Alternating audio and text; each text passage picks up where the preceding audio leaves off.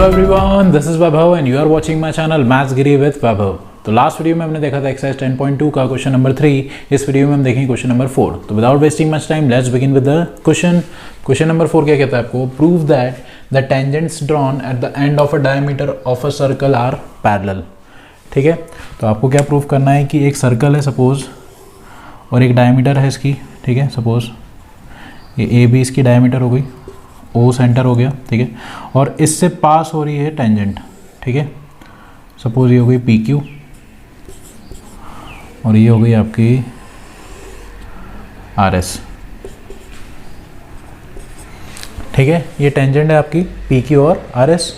अब आपको ये बताना है कि ये दोनों डायमीटर का जो एंड पॉइंट है ए और बी, ये इसके पॉइंट ऑफ कांटेक्ट है। ठीक है, टेंजेंट के। तो आपको ये बताना है कि ये दोनों जो टेंजेंट्स हैं पी क्यू और आर एस, ये दोनों आपस में पैरेलल है। ठीक है, तो गिवन लिख लेते हैं सबसे पहले। तो गिवन क्या होगा? P Q and R S are tangents. ठीक है, और ए बी आपकी हो जाएगी diameter. A B is equals to diameter. A B आपकी डायमीटर है।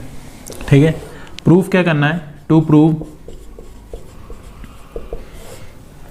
P Q is parallel to R S.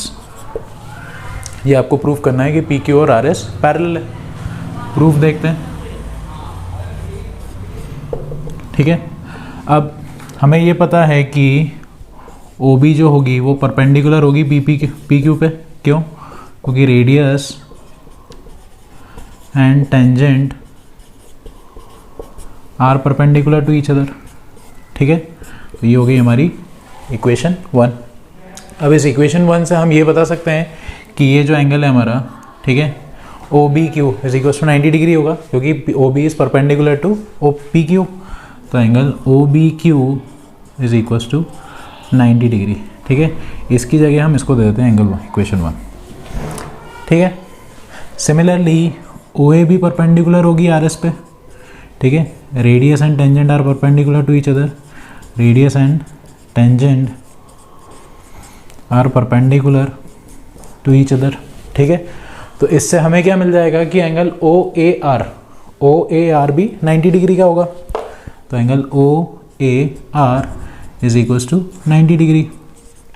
ठीक है, तो ओ बी क्यू ये वाला एंगल 90 डिग्री का है और ओ ए आर ये वाला भी एंगल 90 डिग्री का है।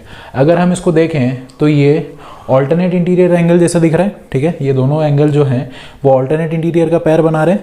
तो हम क्या लिखेंगे कि from 1 and 2 angle O B Q is equals to angle O A R, they are forming a pair of alternate interior angle। अगर alternate interior angle का पेयर बन रहा है तो मतलब क्या हुआ? alternate interior angle कब लगता है? जब लाइन पैरेलल होगी। तो therefore PQ is parallel to RS। ठीक है, जब लाइन पैरेलल होगी तभी ऑल्टरनेट इंटीरियर एंगल बनेगा। तो अगर ये लाइन पैरेलल है तो P Q is parallel to R S. यही प्रूफ करना था हमें कि टेंजेंट्स के दोनों कॉर्नर पे अगर डायमीटर के दोनों कॉर्नर पे अगर हम टेंजेंट बनाएंगे तो वो एक दूसरे के पैरेलल होगी। ठीक है, तो आप देखते हैं आपका question number 5, that is prove that the perpendicular at a point of contact to the tangent to a circle passes through the centre. ठीक है, तो आपसे क्या बोला है कि एक सपोज एक सर्कल है।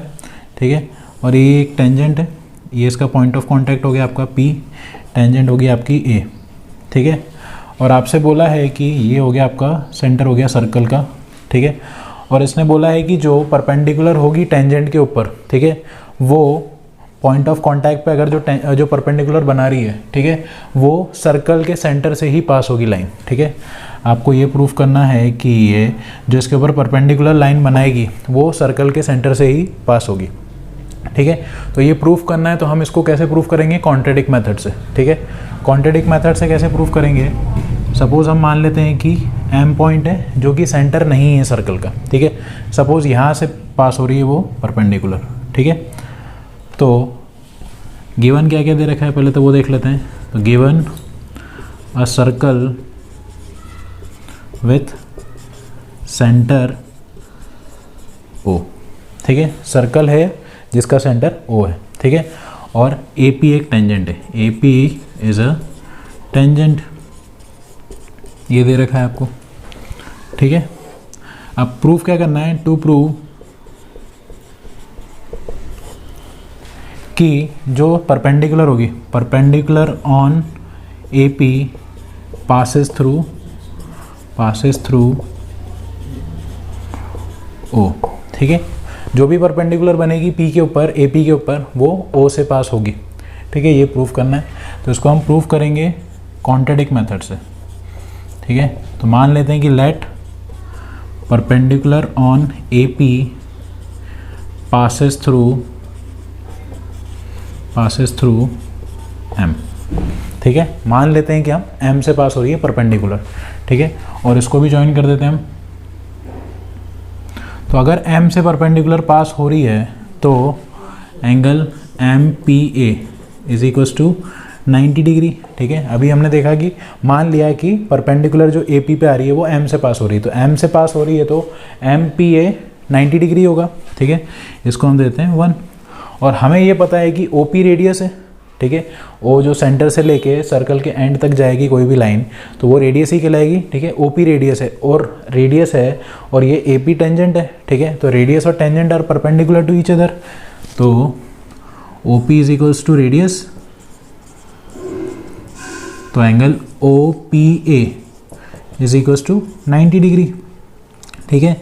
अब रीज़न क्या लिखेंगे हम, radius and tangent are perpendicular to each other, radius and tangent are perpendicular to each other, ठीक है। तो इसका क्या मतलब हुआ कि ओ पी ए ये भी 90 डिग्री है और एम पी ए ये भी 90 डिग्री है। तो ये दोनों कैसे पॉसिबल है, क्योंकि अगर एक ही पॉइंट पे दोनों लाइन जा रही है, ठीक है, दोनों का वर्टाइस सेम है दोनों रे का, तो ये वाला एंगल भी 90 डिग्री और ये वाला एंगल भी 90 डिग्री है, तो ये कब पॉसिबल होगा, ऐसा तो पॉसिबल होगा नहीं, जब ही पॉसिबल होगा जब ओ और एम एक दूसरे के ऊपर ही हो, ठीक है, जब ये O और M दोनों पॉइंट एक दूसरे के ऊपर कोइंसाइड कर रहे होंगे तभी ये पॉसिबल है, नहीं तो और कहीं पॉसिबल नहीं है, ठीक है।